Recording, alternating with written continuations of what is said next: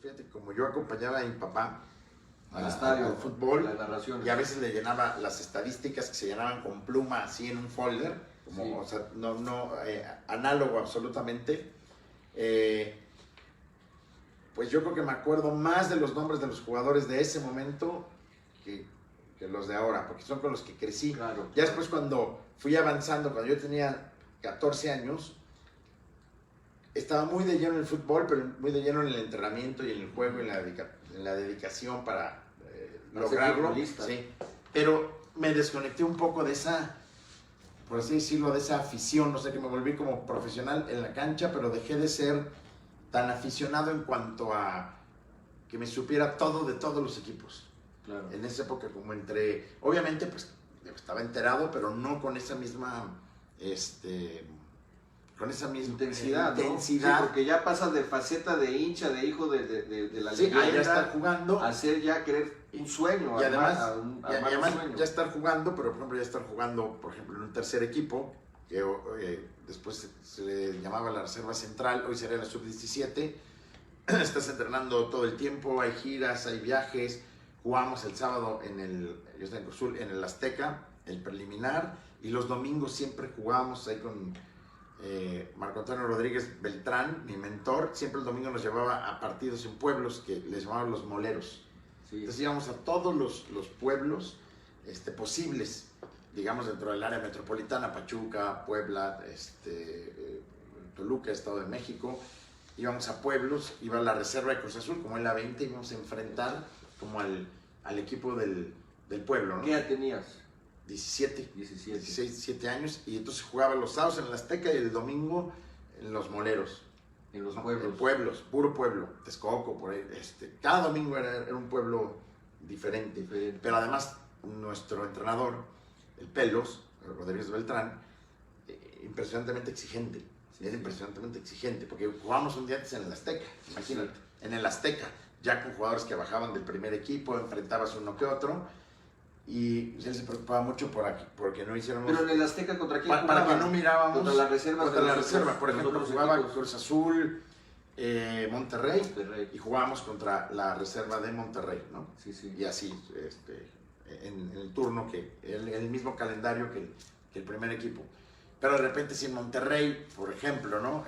Gómez Junco estaba expulsado, que era un veteranazo, y bajaba, sí. Pues tú ya jugabas contra Gómez Junco, por decir algo, contra Rubén Romeo Corvo. No me tocó jugar contra ellos, pero de Monterrey me tocó jugar un poco, que ya era, por ejemplo, ya era un mundialista con Carlos de los Cobos, ¿no? Que de repente bajaba porque cada rato lo expulsaban, porque pinche Carlos metía la pierna con todo, sí, bastante cabrón. Contención. Un excelente amigo mío. Centrocampista. Sí, entonces de repente ya bajaba, yo tenía 17 años, y cabrón, hasta Carlos de los Cobos, que yo 2 años antes o 1 año antes lo veía en la tele jugando el mundial.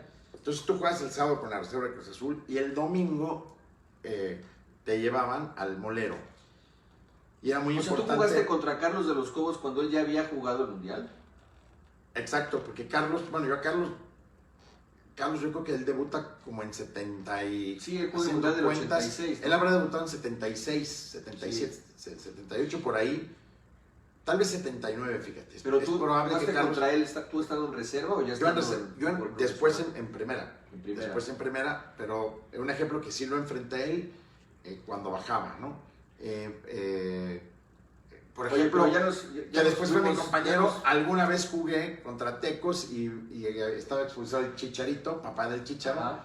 Y por ejemplo, yo tenía igual como 7 años y bajó ese día a jugar Javier Hernández. En Cruz Azul bajaba Marcelino Bernal, Porfirio Jiménez a veces, Pedro Duana, Gerardo Durón. ¿Cómo bajaban a la reserva? Bajaban a jugar en la reserva.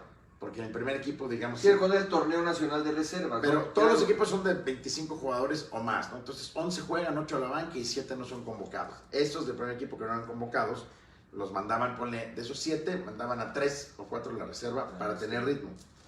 Y bajaba el preliminar, ¿no? Era el partido preliminar del... Y entonces ahí en Cruz Azul, por ejemplo, yo soy muy chico, bueno, pues bajaba, como te digo, Marcelino, Porfirio, Duana, Durón,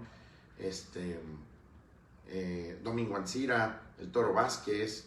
¿Y por qué los bajaban? ¿Estaban lastimados? No, porque pues no, o sea, estaban en ese proceso que todavía no eran titulares. Okay, y a veces salían a la banca y a veces no. Es que el torneo de reservas era un torneo que existía a finales de los 80 Pues existió mucho tiempo, yo no sé cuánto tiempo, pero... Y era el partido preliminar de primera división. Sí, y entonces me acuerdo, de hecho, se me fue el nombre ahorita de un central del Atlas, así enorme. Cuando yo debuto en reserva, debuto Atlas Cruz Azul en el Jalisco, y me toca marcar un defensa que era así enorme. Es cuando tú debutaste. Que jugaba también ahí Pitarch, que le llamaban el exorcista. Pero había un güey muy grandote que había jugado, o sea, creo que era hasta el capitán del Atlas. Y por ejemplo, en mi primer partido en la reserva me marcó él, ¿no?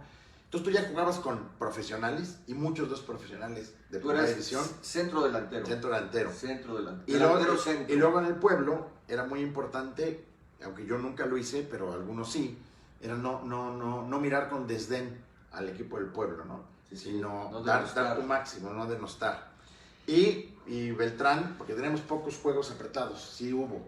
Solo perdimos uno. Beltrán era el profe. Era y él nos decía, a ver, cabrón, si pueden ganar 14-0, claro, van a ganar 14-0, o sea, Ese cabrón nació en el Real Madrid o en el Barcelona. No. ¿Qué pensaba así? Era muy ambicioso deportivamente. Quien lo tuvo, vive... ¿Cómo se llama? Antonio Rodríguez Beltrán, porque acabas de decir algo muy bueno. ¿Cómo se llama? Yo creo... ¿Vive todavía? Vive. Un saludo a don Marco Antonio Rodríguez Beltrán. Te voy a decir, entre otros, a quién formó. Pero bueno, voy a empezar con el más exitoso, ¿no? El más exitoso de los que él formó, y él lo descubrió, fue a Luis Hernández, al Matador. Al Matador. Él formó como a más de 10 jugadores que jugamos en primera división, ¿no? Los hermanos Guerra, que son dos, como me acuerdo les voy a decir, ¿no? Martín Yamasaki, Marco Antonio Rivas La Brujita, el monstruo Héctor Islas, Chicho Cuevas, que fue un jugadorazo. Después yo tuve el compañero otra vez en Puebla. Ricardo Carvajal, que hizo excelente carrera en Cruz Azul, en Monterrey, en Atlante. Ramiro Romero, todos estos jugaron en primera y él los hizo, ¿no? Ramiro Romero, que era como el orgullo de Minatitlán, el gran Ramiro Romero, que fue en Cruz Azul y Nesa. Cruz Azul, ¿verdad? Sí. Golazo, se aventó el negro. Javier Castellanos, Aarón Huesca, el portero, porque voy por posiciones, ¿no?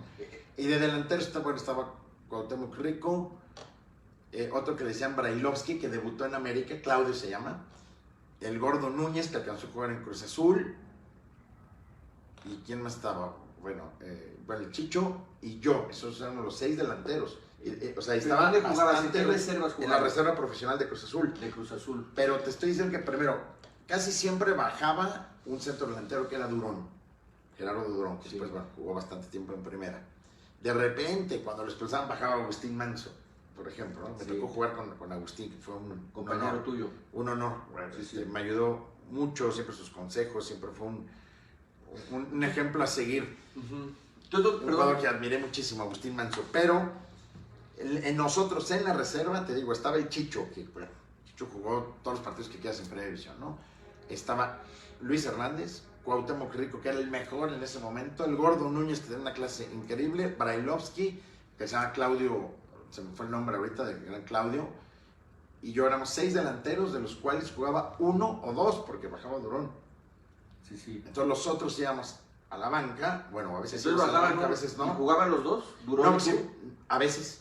O sea, a veces 4-4-2 o 4-4-3. 4-3-3, perdón. Si era 4-3-3, pues ya jugaban 2 de la reserva. 2 de la reserva. Sí. Pero o cuando a Durón lo convocaba, nosotros... ¿Pero Durón era delantero centro o era extremo? Era centro delantero. Entonces jugaba con 2 puntas. Sí. Cuando Durón jugaba en el primer equipo, nosotros éramos felices.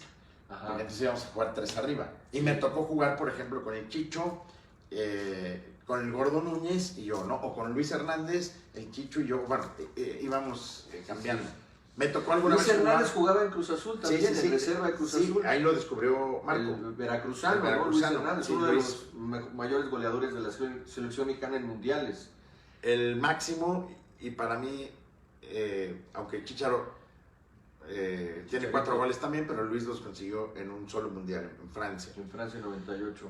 El Batudo, fantástico, ¿no? Fantástico. Oye, jugador. Don Marco Antonio. Bueno, y en ese momento, perdón, los otros jugadores que, pues, no, digamos, pues, no llegaron a jugar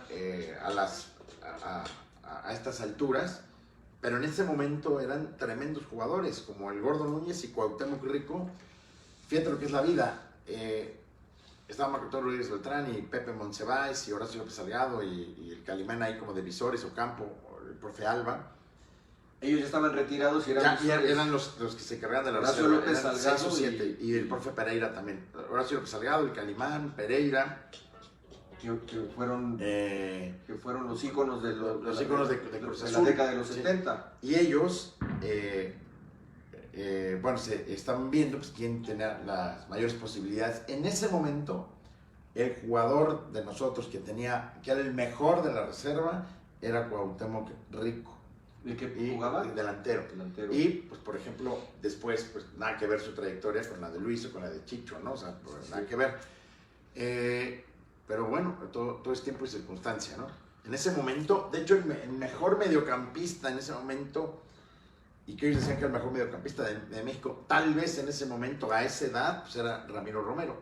Y después, por ejemplo, Ricardo Carvajal, que era un jugador exquisito, pues hizo mucho más carrera, ¿no? que el negro.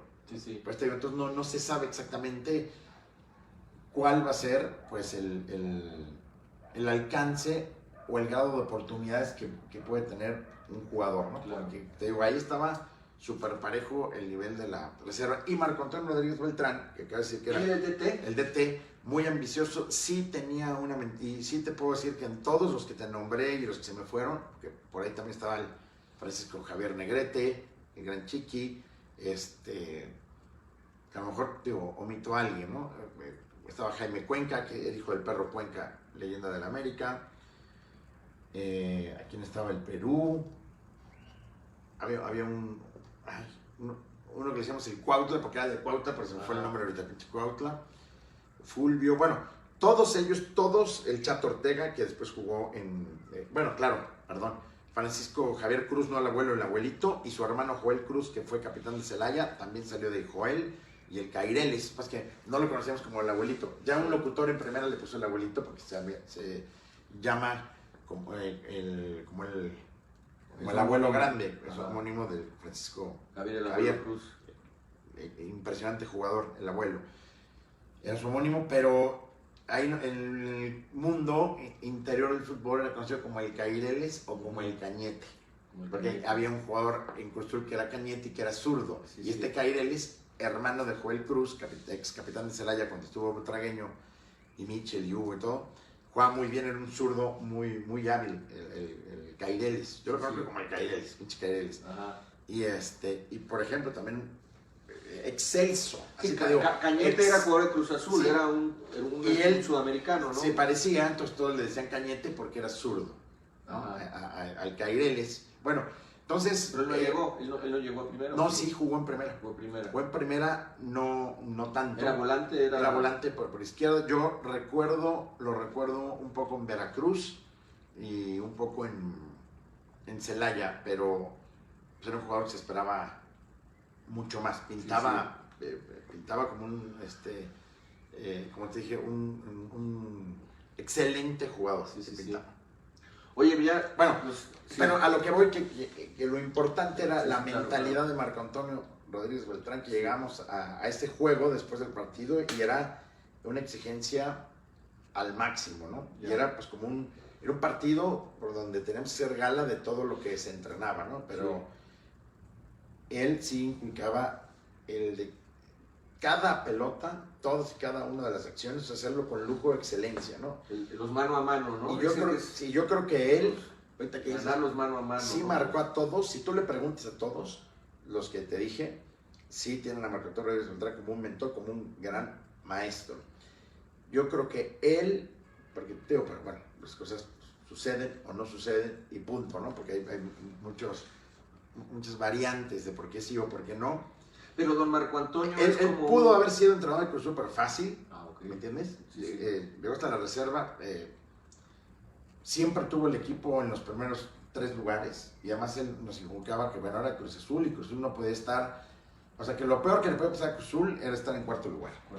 Abajo del cuarto no era un lugar digno y si nosotros no estábamos ahí pues no éramos los dignos. Los héroes desconocidos, ¿no? Sí, no éramos dignos jugadores de Cruz Azul, pero todo el entrenamiento, yo me acuerdo que yo lo tuve desde el 5º equipo, fue como revolucionario, sobre todo lo que dijiste, ¿no? Los entrenamientos. Él nos dijo una cosa que después cuando narré en imagen, algo así parecido les dije, porque él hacía muchos enfrentamientos, y él decía, cuando ves el partido en la tele, todas las escenas que ves es 2 contra 1 o 3 contra 2.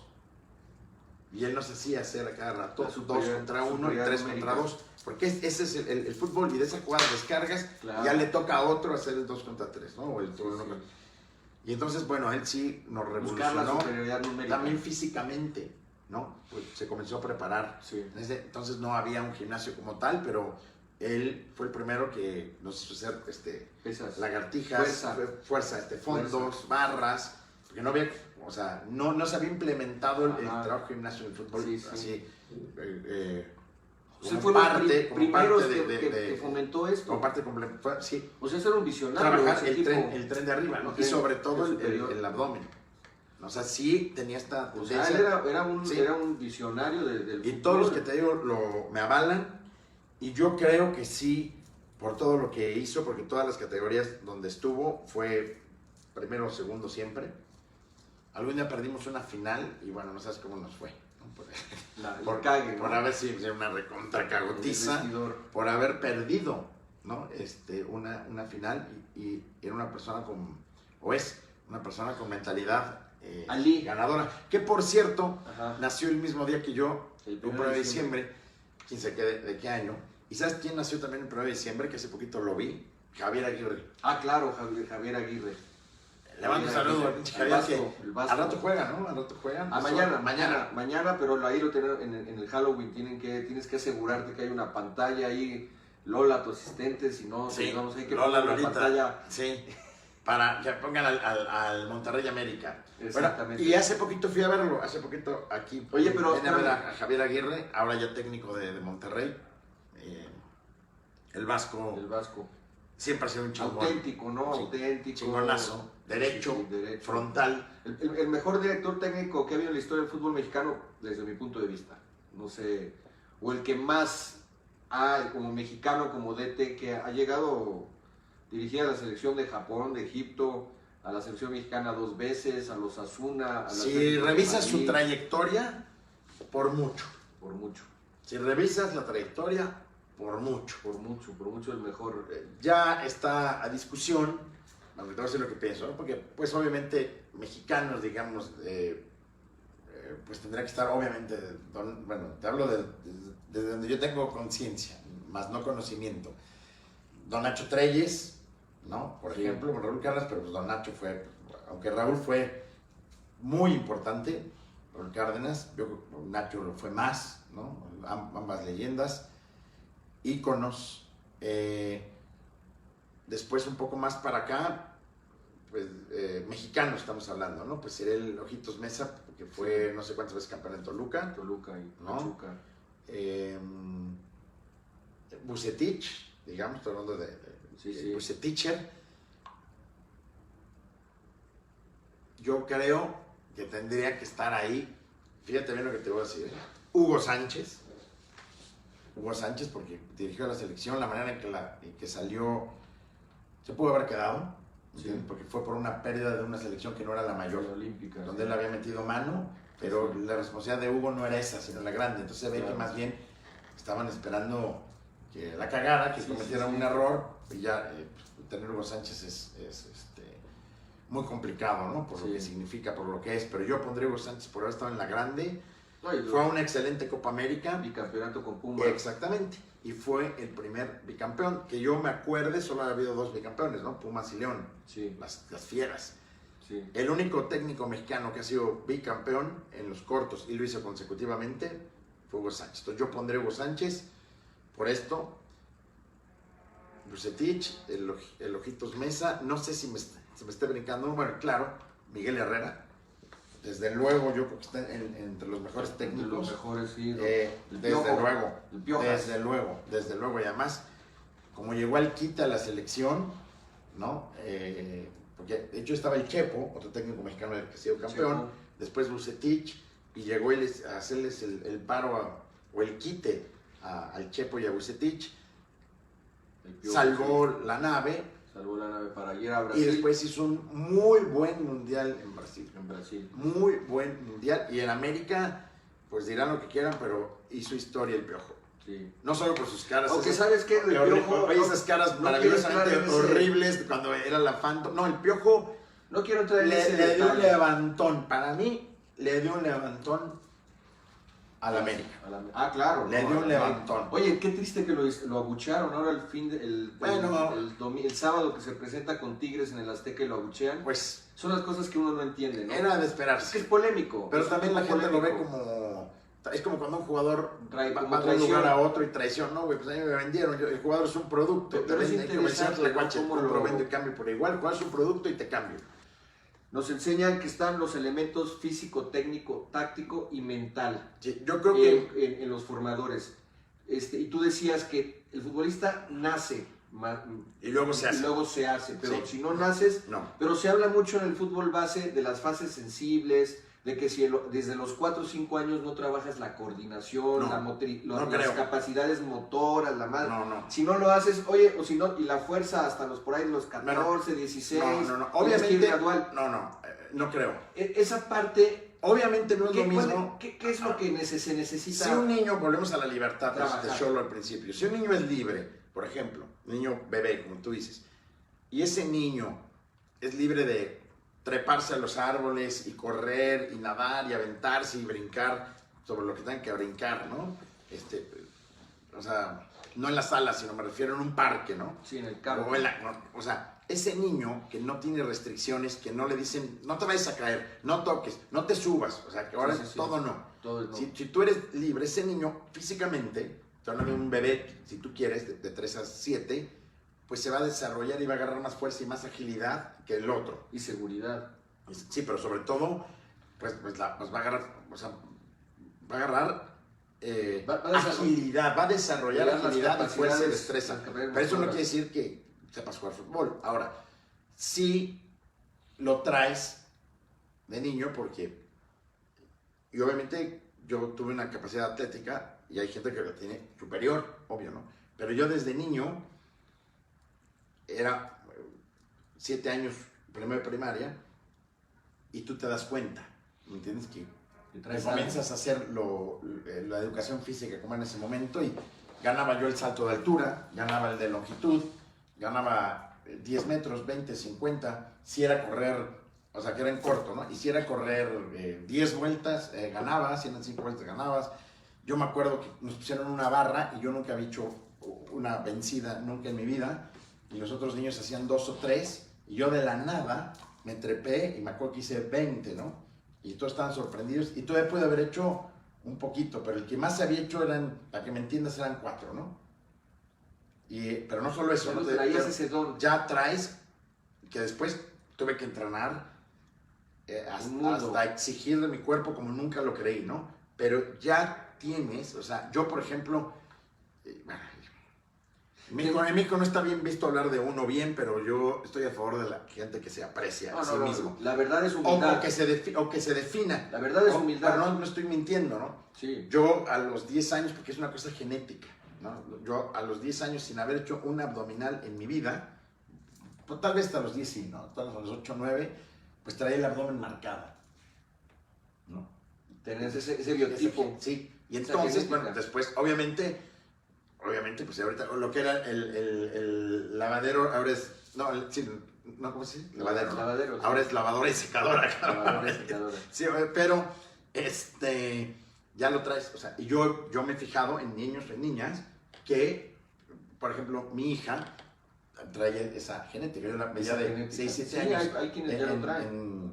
Ahora sí que en traje de baño cuando llegamos y traía el abdomen marcado, sin haber hecho... ¿Y trae a quién le heredaste ahora, esa genética? ¿A tu papá o a mi mamá? o a tu mamá? No lo o a sé, algún no lo tío? sé porque no los conocí de niños. Ya los conocí con cuerpos de adultos, con cuerpos Ajá. impresentables. Pero tu papá te ponía el ejemplo, ¿tu papá hacía ejercicio o no? No. Tu papá era el cronismo. No, él la hacía paz. ejercicio cuando bajaba de repente por sus ocupaciones a echarse una cáscara, ¿no? Tu casa tenía jardín grande. Tenía un jardín grande. O sea, La casa que recuerdo... Tú no tenías restricciones, tú eras como un alma libre en tu casa, corrías. Era salvaje, era como... Tenías porterías. Nanú, ¿las que están era- aquí abajo. Tus porterías están aquí Era abajo. como Nanú, que era como el niño de la selva y después, o como Tarzán, era parecido. O sea, eras libre. Era tu papá parecido. no tenía las restricciones. No estaba, o sea, no estaba. Mi mamá no estaba en la casa. Y yo sí era así como de averiguar o descubrir o recorrer y de treparme, de aventarme. Nosotros nos aventamos de las azoteas, ¿me entiendes? Pero ¿cómo te inspiraba tu papá? Tú cuando lo veías No, en la tele, el fútbol, y tú decías... No, para hacer esto no. Yo me acuerdo que, por ejemplo, había una mesa con un billar, era el piso como bajito, y nosotros nos subíamos a ese techo, que habrá sido de 2,20 metros, de calculo, porque me acuerdo que era como bajito, ¿no? O 2,50 metros, yo creo que mide un piso, ¿no? Y había como unas rosas, o sea, había un pequeño jardín y un poquito un arenal. Sí. Pero un arenal de las rosas, ¿no? Sí. Y nosotros nos aventábamos de arriba, de pie, al arenal. O sea, igual la caída. Yo creo que por eso ahorita pero la arena, tengo jodida la forma, no, pero luego me aventaba al pasto. Y caía de pie. Ay, cabrón. Estoy hablando de 8 o 9 años, ¿no? Que eres de goma realmente. Y No, me no, aventaba sí. y caía. O sea, pero ¿Con me quién te caía de pie. aventabas? ¿Con quién estabas? ¿Solo? Con cuates, pero los cuates no se aventaban, ¿no? Entonces yo me aventaba, o sea, me dejaba caer, por así decirlo. No me aventaba de clavo, me dejaba caer y caía de pies, ¿no? ¿De 2 metros? De 2,5 metros, yo tenía 10 años. Su madre. Sí, pero eso, bueno, hacíamos pendejada y media, ¿no? Entonces, Tuve una infancia maravillosa que yo no me di cuenta. Allí, pero tú tenía desarrollaste... una alberca, nosotros nos aventábamos de otra azotea, de la bici a la alberca. Lo que hoy sería como este deporte que vas brincando. Fuimos como los innovadores sin darnos cuenta. Poníamos, te estoy diciendo la verdad. Con toda la bici... Poníamos una rampa y le dábamos a la bici, en lo que mide un 4x4, brincaba, pero le tenías que dar fuerte, porque tenías que brincar y llegar a la alberca.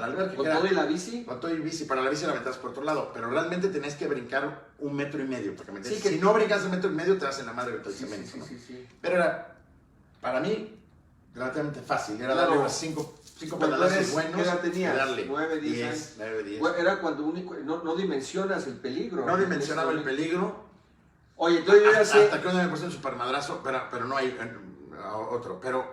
Y no dimensionaba lo afortunado, ¿no? Que fuiste. Que fui. Y no dimensionaba lo que era el poder de la fama, pero no solo el poder, sino cómo lo veían, pero esto me tardé muchos años en saberlo, cómo lo veían a él y por ende a mí, bajo qué perspectiva mis amigos o mis cuates me observaban por estar en esa posición. Sí. ¿No? Y ya más, bueno, yo ni la pides, yo no eliges, o sea, naces y ya estás en un entorno y bueno, y vives. Uno hace lo que puede o lo trata de hacer extraordinariamente bien, pero dices, bueno, no tenía este análisis que lo tengo de adulto, ¿no? Como o este pensamiento, no, nada más, pues sí sabía que era algo especial, pero no podía, no tenía ni la madurez ni la inteligencia como para decir, acabamos para darme cuenta. Dimensionar. Sí, para dimensionar. Entonces eso me di cuenta después, fui pues muy afortunado, que de niño también era más serio, era más tímido. Sí. Oye, yo entrevisté y escucho mucho al Snoopy Pérez y él dice que mucho de futbolista, que los gringos, decía que los gringos, los de la MLS, dicen que los mexicanos nos hacemos o se hacen los futbolistas en la calle, en el llano. Tú hablas de que cuando, ahora, cómo desde niño, en la investigación que hicimos, tú jugabas y te metías a la 1 o 2 de la mañana, te la pasabas peloteando con la pared, y ahí vas desarrollando el fundamento técnico del golpeo, recepción, control orientado, el disparo, ¿no? Etcétera. ¿Tú crees que eso, hoy pues hay mucho más profesionalización dentro de porque sabemos también que la formación en México no es bien pagada, a los formadores les pagan muy mal. Ese es el punto. ¿Cómo lograr lo que tú, en tu sueño, porque tú estás colaborando con esto y por eso le damos esta valía a esta charla contigo, de que luego denostamos lo mexicano, o todo el que no se puede, no paga bien, pero gente soñadora como tú, porque tú naciste en un ambiente de sueño, de ficción con tu papá, pero que ya tú decías, bueno, mi papá no estaba, él trabajaba con el micrófono, y yo mientras hacía mi sueño realidad, trepaba árboles, andaba de chango y otros deportes, sí, sí. pero lo decía Jorge Campos también, que es importante, y te lo dicen en la carrera de director técnico, es importante siempre trabajar otro deporte paralelo que te va a desarrollar otras cosas. Hugo Sánchez en la gimnasia, Jorge Campos de surfer, ¿no? Tú ya sabemos que vos andabas saltando como bicicleta y aventabas a la alberca y andabas ¿cómo se diría? Pues arriesgando la vida ahí, ¿no? De extremo. De extremo, Oye, pero jugaba de extremo, jugaba de centro desarrollaste, delantero y de extremo. pero desarrollaste esas capacidades. Entonces, ¿qué tanto, o sea, ahora que tú te dedicas a esto, o parte de tu faceta como ser humano y como profesional, estás desarrollando el cazatalentos, ¿no? Pero tú, ¿cómo ves que eran en esas épocas el tema de la formación? Tú estuviste en una escuelita y cómo se maneja ahora, porque yo veo que tú desarrollaste tus fundamentos técnicos de manera empírica y sin saberlo, y viendo la tele, y bueno, llegaban a tu casa futbolistas consagrados como Me acuerdo, Marín, etcétera, ¿no? es que, O sea, me acuerdo ahorita que había unos libros en la casa, había muchos libros, pero había los únicos que me interesaban en ese momento eran los de fútbol, que eran muy pocos. Y me acuerdo que había un libro de Johan Cruyff, que escribió después del Mundial 74, pero eso era más como el compartir las experiencias de todo lo que es un futbolista, cómo piensa o cómo siente un futbolista. Y había uno del negro Pelé, que lo habían hecho los gringos, ¿no? Porque él jugó en Estados Unidos, la última etapa, en el Cosmos, donde hizo un golazo de chilena, ¿te acuerdas? Ya al final quedaron campeones con el gol de chilena de Pelé. Y ellos, los gringos, son más didácticos, habían sacado un libro de técnica de Pelé, y era un libro como ancho, y venían como 9 aspectos diferentes, ¿no? Que era como, pues ahora, ¿no? Como el golpeo, conducción, recepción, remate con la cabeza, el manejo de perfiles, y había una parte de físico, que era la 9ª. Y yo me acuerdo porque estaba en inglés, y todavía no hablaba, todavía decía Chucky, no Chucky, y entonces veía las fotos, y venía, estaba muy gráfico, como 1, 2, 3, 4, ¿no? Entonces yo me acuerdo que yo hacía como esos ejercicios, ¿no? Yo los veía y los decía, voy a hacerlos 10 veces, ¿no? Y regresar y dar la vuelta a la hoja, y otro, y pues querer es poder. Y yo me acuerdo que ya en la noche le preguntaba a mi mamá o a mi papá, oye, ¿qué dice aquí? ¿No? Entonces vas averiguando. Pero, a tu pregunta, sí ha cambiado, ha evolucionado muchísimo. De hecho, yo jugando profesional... Pero a ver, perdón. Pero si tú no tienes esa pasión que tenías de niño... no hubiera... Aunque por mucho que te vaya a la mejor escuela de fútbol, si no tienes el biotipo que dices tú... y no tienes esa pasión... Yo era una obsesión, tienes que ser un obsesionado y hacerlo, porque puedes ser obsesionado y pasivo. Sí, sí. ¿No? Entonces, yo ejecutabas, lo hacías. Yo hacía esto, ¿no? Sí. Yo fantaseaba y escribía mis alineaciones de equipos que no existían, en serio. Y los hacía. Pero no lo hacías porque tu papá hacía lo mismo en sus condiciones. No, porque yo... teníamos al principio, que después... O ya son los patrones. Después fuimos a robar tal cual una portería, pero originalmente esa portería era pintada, originalmente, y la pintamos con la medida 2.44 por 7.32. Y era una pared y aquí había otra, entonces yo rebotaba la pelota en la otra y me volteaba y tiraba, pum, pura media vuelta, ¿no? Y ya veía si era gol o no, pero nada más en la pintura. Me gustaba mucho cuando el balón se mojaba porque entonces quedaban las marcas. Sí. Y ahí sí sabía si era perfectamente gol o palo o qué, ¿no? Sí. Y yo hacía mis equipos, entonces yo decía, cada equipo tira 5 veces. Y bueno, equipos que existían, ¿no? Vamos con los que existían. Entonces decía, América contra Cruz Azul, o Cruz Azul América que ahora van a jugar. Entonces yo tiraba como Cruz Azul y si pegaban el palo, pues era una. Y luego tiraba como americanista y si metía gol, 1-0 América, ¿no? Sí. Pero todas las trataba de meter. Y con un grado de dificultad que yo mismo me lo ponía. Sí, la pasión. O luego, el segundo paso, pues ya iba un amigo que se llama Eduardo Sixtos y era portero. Sí. Entonces yo llegaba y ya con portero. Luego iba a tocar un Rafael Abardini o Jorge y ya era con un compañero y un rival. Y ya, hasta que Ya es un juego de invasión continua. Sí, y luego ya las canchillas, que eran las cascaritas, 3 contra 3, 4 contra 4, 5 contra 5, y luego ya nos íbamos a Lomas de Estrella, Stars Hills, ya en la cancha grande. Pero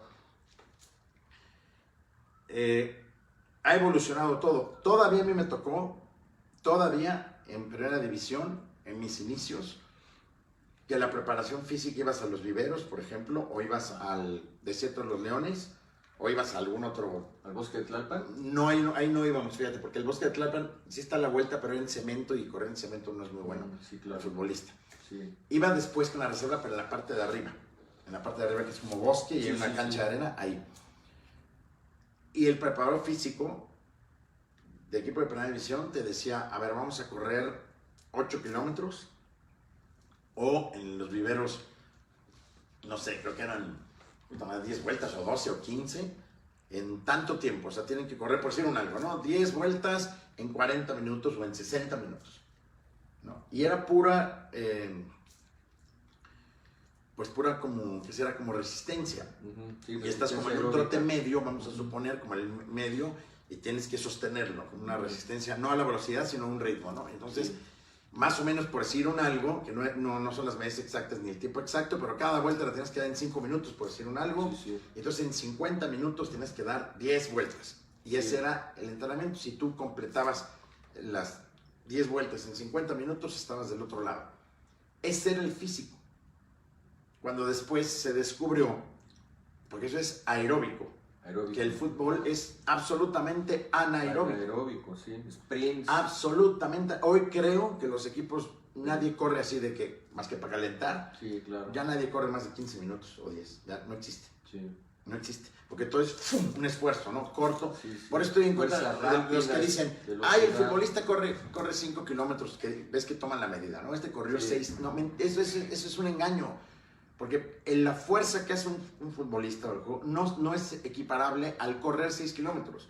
Porque en una jugada, por ejemplo, viene el pase, ¿no? Entonces yo brinco y te choco primero, esa es fuerza. Te choco con el hombro, vengo aquí, te jalo, te quito de un manazo y me echo a correr 5 metros, pero así en potencia, a todo lo que doy en 5 metros. Y cuando llego se me está barriendo un cabrón, entonces la punteo, brinco, además pasa el otro y hago un quiebre, freno, la doy y otra vez me desmarco. O sea, es esa secuencia de esfuerzos cortos para alguien que corre como lo que te dije, terminas con la lengua así, el primer esfuerzo, o te desmayas el segundo. Entonces, absolutamente anaeróbico. De esto, que era como bastante rupestre, pasé con Luis Octavio Duarte en Puebla, que lo llevó, que ya lo había tenido Tena en América, a un entrenador, Luis Octavio, preparador físico, que nos decía, vamos a entrenar reales 12 minutos. Y no sabes la chinga. Reales. Obviamente eran otros 25 minutos de recuperación, porque era un esfuerzo de 50 segundos, 2 y medio de recuperación. Y anaeróbica láctica. Reales, sí, pero putísimo. no sabes. No, pero así de que el mismo cuerpo. A máxima intensidad. Comienzas a bostezar porque es un artilugio de la naturaleza de tomar oxígeno, porque no tienes ese desfase. Sí. Al grado, y yo lo vi con compañeros, pero lo que yo sentí cuando era físico, que te temblaban las piernas de saber la madriza que venía. Sí. Y te daría hasta el estómago de la exigencia tan perra. Sí, porque tan es a máxima intensidad y es la resistencia anaeróbica láctica entre 10 segundos a menos de 2 minutos. No, y además, el primer ejercicio lo haces con 50 o 60 pulsaciones, el siguiente con 70, el otro con 80. Con Luis Octavio Duarte. ¿De Puebla. Lo llevó Tena, pero Tena ya lo había tenido en América. Y al final, digamos, estas secuencias que empiezas con 50, lo que sea tu frecuencia cardíaca, 50, 55, 60, y en los últimos ejercicios las terminas haciendo en 120, 130. Wow. Para una persona que no es atleta, infarto, ¿no? Sí. No es 120, sino el que llegas a 160, 170 o hasta 180. ¿Y eso lo practicabas a finales de los 80, a principios de los 90? No, ya fue 95 por ahí. Con Puebla. Con Puebla. Sí, bueno, Ali tú... O sea, me tocó, si tú dices cómo ha cambiado para niños, yo nada más te digo, del 86 o del 88 al 90, ¿qué te dije? Al 95, en 8 años, ¿cómo cambió? Yo te puedo decir, tengo de testigo, por ejemplo, a Juan Ignacio Palou, que hoy es el director deportivo de Xolos, que yo me lo jalaba ahí en Puebla, y me lo jalaba portero. me lo jalaba y decía, vamos al gimnasio. Y él me acompañaba y me decía, no, güey, no le metas tanto, ¿no? O métele. Y yo, no, sí. Yo me comencé a dar cuenta que todas las jugadas de reacción, obviamente no hacía las pesas como un físico constructivista, sino ahí me supo guiar un cuate que se llama Paulín en Puebla, y le dije, a ver, espérame, no quiero ni ponerme mamado, ni cargar más de mi peso, ni nada, ¿no? Quiero tener más potencia. Claro. Entonces él experimentó conmigo y comenzamos de poco, ¿no? De a poquito, pero vas agarrando fuerza. Y yo fui sintiendo cómo, sobre todo en los cambios de dirección o en los rebotes, porque como delantero, primero tienes que tener velocidad mental, porque casi nadie habla de la velocidad mental. Sí, de velocidad de reacción, sí, ¿no? Exactamente. Porque también puedes correr los 100 metros en 10 segundos, pero el balón se queda atrás, y sigues corriendo. O sea, sí. Tienes que correr, tienes que ser veloz, pero siendo futbolista, como lo dijo Menotti, y ahorita te digo por qué. Un futbolista puede ser un atleta si le da la capacidad, pero un atleta jamás va a ser un futbolista. Porque el futbolista, hay un elemento... Como Usain Bolt, ¿no? Sí, que no pudo. Claro, porque el elemento es el balón. El elemento con el que se juega es el balón, y lo que tienes que controlar artísticamente o técnicamente, con cadencia o sin cadencia, como sea, es el balón.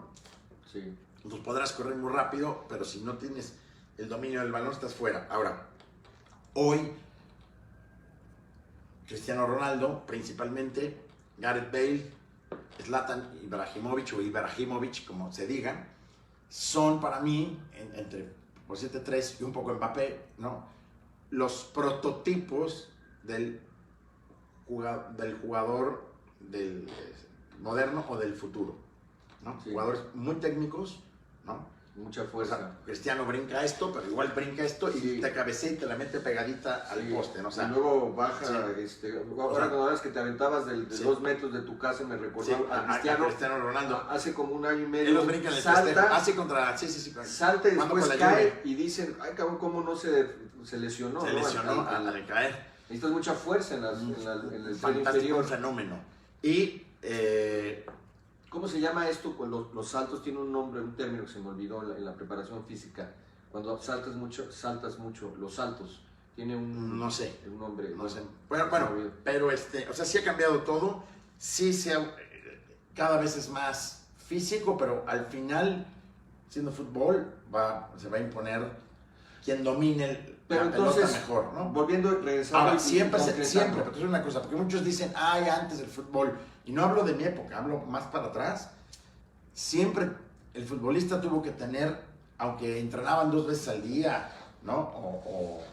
O en la prehistoria, a lo mejor nada más llegaban al juego, tenías que tener lo que te digo, esta genética, o tú dijiste la bio, no sé qué. El biotipo, genética. Estos jugadores nacer con lo tenían. Yo me acuerdo que decían mucho de Rodolfo Montoya de Cruz Azul, que no entrenaba y que cuenta la leyenda que le gustaba la fiesta, muy cabrón.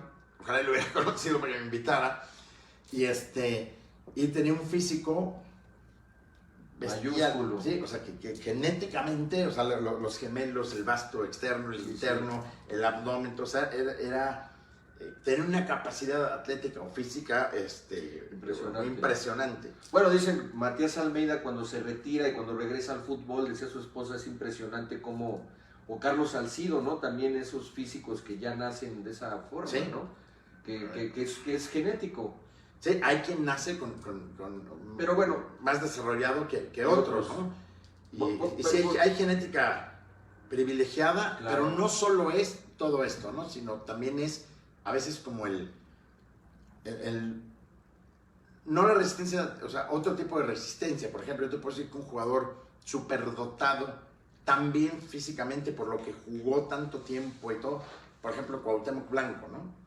Eso claro, no quiere decir que tengas el cuerpo de Batman, ¿no? No, pero él jugó hasta muy avanzada edad en Liga de Ascenso, o la que fuera en ese momento, y después jugó en Primera en Torreón y en el Puebla, aguantando chingadazos y ya de muy grande edad, o sea, Hace rato hablabas de la velocidad le daba el mental, físico. ¿o de qué hablabas hace rato que terminaste? La velocidad mental, te dije, la tú dijiste reacción, pero te dije la velocidad mental. La velocidad mental, esa la tenía Cuauhtémoc Blanco, pero con una sincronización con sus pies, ¿no? En mi teoría, Él tenía una velocidad con los pies, una excelente, coordinación. probablemente una coordinación uno de los mejores jugadores que ha tenido México en la historia.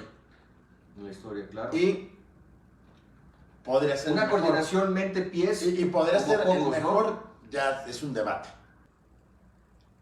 ¿Cómo fue tu llegada al fútbol? ¿Tu papá quería que fueras futbolista? No, ¿No quería que fueras futbolista? no. Platícanos esa pasión que te... No, yo ¿Por qué quería. llegas tú? ¿Por qué llegas No, tú porque yo a quería. debutar? ¿Y cuáles fueron los factores? Es que, bueno, Hay una cuestión que yo escuché que tú me mencionas, que una noche saliste a jugar y que ya era muy tarde, te andaban buscando, te sí, fueron a como buscar a a las 2 de la la cancha. mañana, sí. Y yo estaba que jugando. Tu papá te venía castoreando y tú venías dominando el balón y tu papá... Lo venía Pero ignorando. cuéntalo tú. Bueno, pues venía así, no aparecía, no había celulares. ¿Y dónde está La Ali? pasión, ¿Dónde la está pasión Ali? de Ali. ¿Dónde Ali? Y entonces dijeron, puta, pues debe estar en una cancha de fútbol. Entonces fueron ¿Qué a edad la cancha tenías? más 12 o 13. Pues entre 12 y 14. Y esa cancha de fútbol, ya todos los niños ya se habían ido, 10, 11, la mayoría eran niños, ahí en Lomas Estrella, que sus papás trabajaban. Entonces estaban libres en la tarde y 8, 9, 10 tenían que llegar a sus casas. A la hora que Star Hills. a la hora que los papás llegaran, ¿no? Tenían que estar ahí, 9, 10. Si acaso 10 y media, 11, algunos más grandes, ¿no? Había esa generación que me tocó muy libre, o sea, muchos, era el común denominador de yo creo que el 90% de esa colonia. Y entonces fueron como a las 11 y yo, en mi inconsciencia y que se me fue y que no pensé en nada, más que estar jugando y pateando y todo, me quedé ahí como, no sé qué era, 1:30 de la mañana, 2, y de repente fueron por mí, pero preocupados, ¿no? Porque no aparecía, entonces me vieron jugando ahí, pues yo vi a mi papá y en la madre, ¿no? Dije, entonces ya me comenzó a regañar, y ¿Y era duro? Era duro. ¿Te regañaba con No, con verso y con poema? Era, se enojaba, Sí, se sí. enojaba. Era imponente, era cabrón, Como una la vocesota, época. sí. Y entonces yo como, pues sí, te cohibía, ¿no? El regaño, la nota de voz, pero ahí como yo estaba ya ensimismado en el fútbol y en esto, yo iba en lo que él... porque para esto yo estaba todo puerco, así sudado y lleno de lodo, porque la cancha era mitad pasto y mitad tierra, había llovido todo el lodo, okay. y él venía en su Gran Marquis, que era el... Gran Marquis, sí, era la lancha. el la auto lancha, de lujo, la el auto lancha. de lujo, el auto de México, ¿Y tenías 12 años? como 14. Al 82, 82. Sí, y él venía y obviamente en esas condiciones me dijo, no, tú no te subes al Gran Marquis, pero él me fue siguiendo. Y como el Gran Marquis y el Gran Victoria sí, eran los... lo máximo era el auto más elegante. Y el LTD, ¿no? El LTD. Y entonces él viene en el auto, en esa cuadra, para llegar a la casa, cuadra largotota. Y yo pues venía caminando con él, y me venía regañando, y venía así. Y de repente a la mitad del regaño, pues agarré el balón pues, y me puse a dominar, pero caminando rápido. Sí. ¿no? Y obviamente pues no se me caía. Pinche Ali Maradona. No se me cayó, no, yo iba pum, Ali Maradona, caminando, y entonces él seguía gargoteándome, y se acabó el fútbol y esto y todo, que obviamente le encantaba que jugara fútbol, ¿no? Pero ya aquí ya estaba como rompiendo cosas o pasando cosas que él no se imaginó, ¿no? O cosas hasta peligrosas, Sí, ¿no? Que claro. yo a lo mejor no me daba cuenta. ¿Era un barrio Sí. pesado? ¿Era un barrio...? No, en ese momento no, ahora no lo sé, ahora no creo, Sí. pero no, era un barrio, por así decirlo, una colonia, como de clase media, Ya. de gente trabajadora, Ya. y pues sí, es difícil generalizar. Pero ¿no? igual y estaba asustado. Generalmente eran chavos que iban, generalmente, ¿no? Como alguna escuela de paga, tal vez no a la mejor, pero con cierta... Pero no era tan peligroso. No era peligroso. Ya había chicos siempre, loquillos en Sí. malos pasos. Había banda Sí. joven Sí. en malos pasos, que ya sabes, que se robaban las cositas de los autos, sí, ¿no? sí, Refacciones, se robaban motos chiquitas, la carabela, que era, se robaban y las vendían, o sea, ya andaban en drogas, en Malos alcohol. pasos. ¿no? Andaban en malos pasos, ¿no? Todavía no llegaban, después ya unos se consolidaron como, como arteros ladrones, Sí. terminaron algunos muy mal, Ujú. pero algunos de esa edad pues, estaban como en malos pasos. ¿Por qué te salvas Pero, de pues, eso? Bueno, El alcohol. bueno, entonces cuando veníamos, Ajá. bueno, y él se dio cuenta que yo ya no le venía haciendo caso, venía dominando, y llegando a la casa, ahí él se dio cuenta. Te convenció. Bueno, se dio cuenta que Dijo, iba en cabrón, serio. Iba en serio. Iba en serio. O sea, ya no era el niño que quería jugar y porque le gusta y porque Sí, a lo mejor me llevas al estadio y, Tener una y tengo el convicción. contacto. Dice, sí, este güey ya, ¿Convicción? sí, ya está En otro nivel. sí, ya sí quiere. Si quieres. Sí, o sea, real, No, y no yo solo quiere, dominando y digo, a lo está mejor- dispuesto a lo que sea. Y ahí te O sea, apoyó, y ahí te sí, empezó a apoyar. Está dispuesto a intentarlo, ¿no? Este güey lo va a intentar como se debe, ¿no? Y ahora tú O sea, ya con todo. pasas por Cruz Azul y tú Ah, juegas bueno, en Atlante y y ahí- debutas en Atlante en primera división, estás un año, 88, 89, Sí. luego 92, 93 en Necaxa y tu No, última etapa. no, Puebla. ¿Y no terminas en Puebla 93, 96? No. A ver, entonces, no. ¿cómo? A ver, no. ¿Cómo es Yo tu debuto trayectoria? en Atlante, me debuta la Volpe, el bigotón con la bata de dragón. mira, la Volpe, que La siempre Volpe. que le ha gustado La- debutar jóvenes. La Volpe me debuta. Y con también esa visión. Sí, la Volpe fue sumamente exigente conmigo, ¿no? Cosa que en el momento... Pues, ¿Y cómo llegas yo a tuve Atlante? como una rebelde. ¿Cómo pasas de Cruz Azul a Atlante? En Cruz Azul, esta reserva de Rodríguez Beltrán, tuvimos 2 años sensacionales De Marco Rodríguez. de Marco Rodríguez Es Beltrán. el ícono de las visorías de Es Cruz el- Azul. sí. El profe Beltrán en Cruz El Azul profe es... Beltrán es el profe Beltrán, En Cruz el Azul. mejor formador que ha tenido ese club. Y luego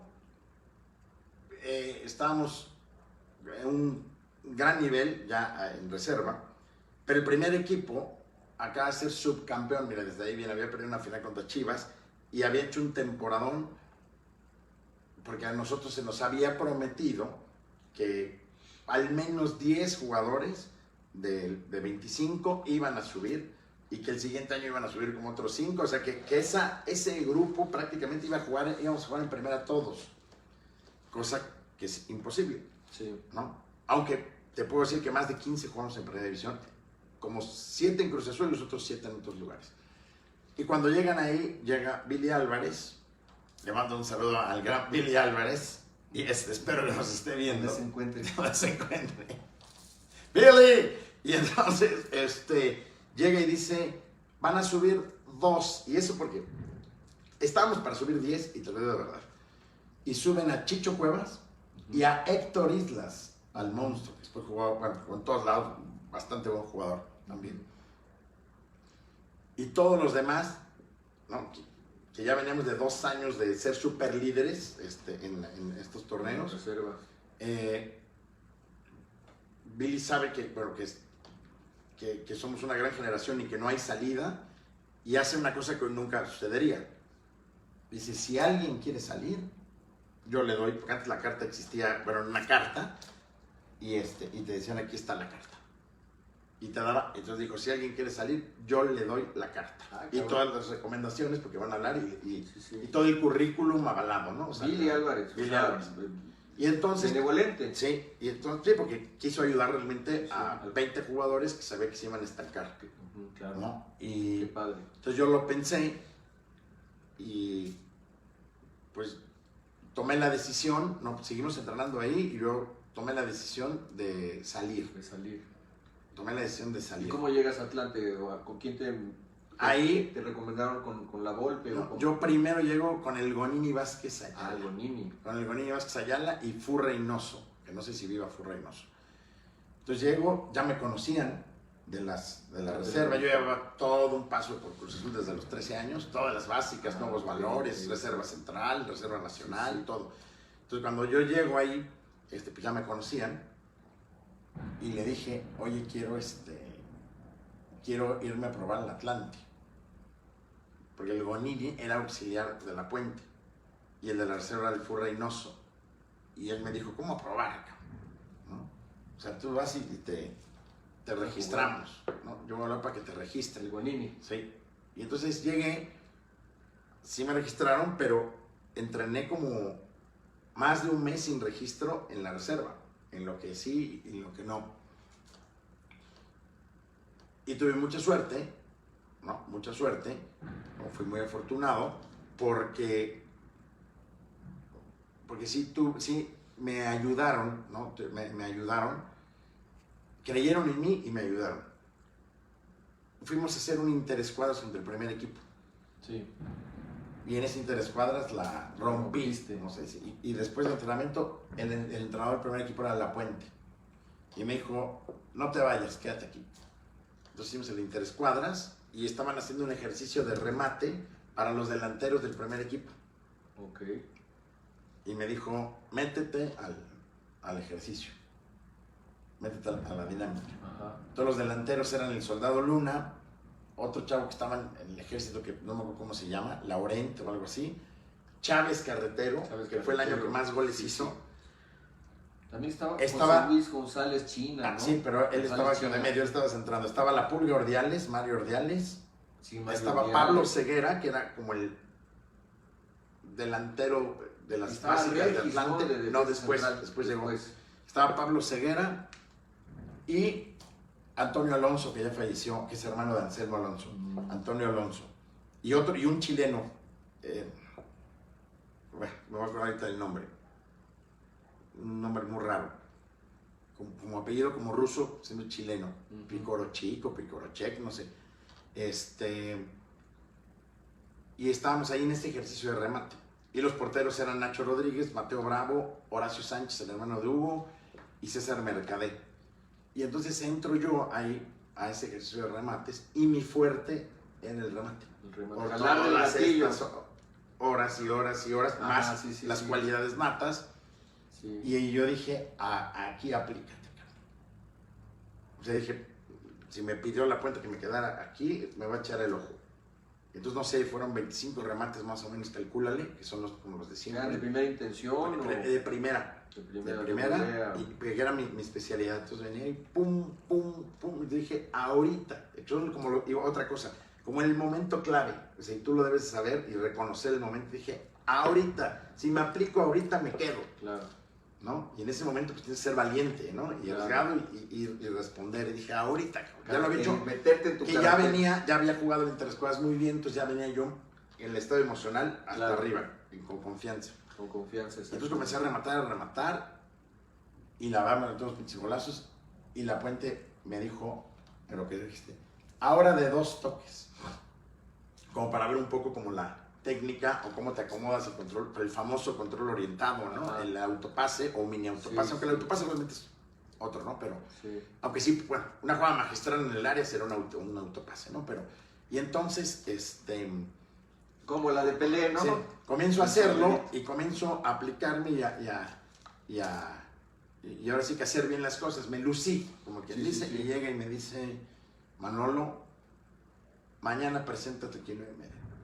Y yo todavía me acuerdo, le dije, no, pero el Furra Reynoso me dijo que te presentes mañana aquí, imbécil, idiota. Preséntate aquí mañana 9:30. Sí. ¿No? Entonces ya llego y me dice, pero yo encantado, y me dice, vas a estar en observación. Manuel La Puente. Sí, y me dijo, te invito a que estés, vas a estar una semana. Pero yo cada semana había dado por haber pagado.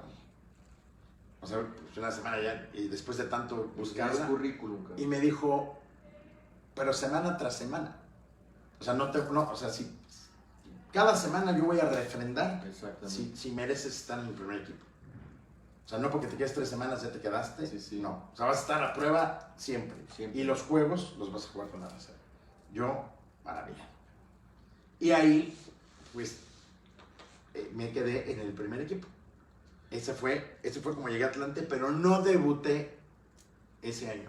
¿No debutaste? No debuté. Me aventé reserva. Pura reserva y 2 salidas a la banca. Ay, güey. Y, pero entrené 4 meses con el primer equipo. ¿Y cuándo debutas entonces? Sale La Puente y llega La Volpe y Rafa Puente. Pero se juntan varios equipos. Se junta Nesa, se junta otro equipo que estaba en León, el Cuautla, y compran otro de Nesa, que fue el Potros Nesa que subió. Entonces de repente éramos 80 jugadores otra vez y otra vez la baraja. Entonces cuando vuelven a hacer la baraja, a mí me da la opción. En estas pruebas vuelvo a andar muy bien. Y Vucetich, que iba a debutar como técnico, me dijo, vente conmigo a este proyecto que se llama Potros Nesa. Ok. Estuve a nada de decirle que sí, que hubiera sido fantástico, porque ese equipo subió. Bueno, también había muchísimos jugadores muy buenos. Y la otra, pero yo quería estar en el primer equipo, yo ya había estado en el primer equipo. Y entonces voy con la Volpe y le digo, sí, pero es que yo los últimos 5 meses ya estuve con el primer equipo y ya en reserva tengo 2 años en Cruz Azul, más medio aquí, o sea, yo ya en reservas ya me estoy doctorando en reservas, en la sub-20. Y me dijo, tienes 2 opciones. La 20, pero te vas a entrenar con la 20 o te vas con Vucetich. Te dijo la Volpe. Sí. Y entonces le dije, pero con la 20, ¿vamos a hacer interescuadras contra ustedes? Sí. Le dije, yo quiero que tú me ves, o sea, dije, aquí me van a ver en 20 interescuadras. Me va a pasar lo mismo, o sea, tengo la oportunidad directa. Y dije, me quedo en la 20.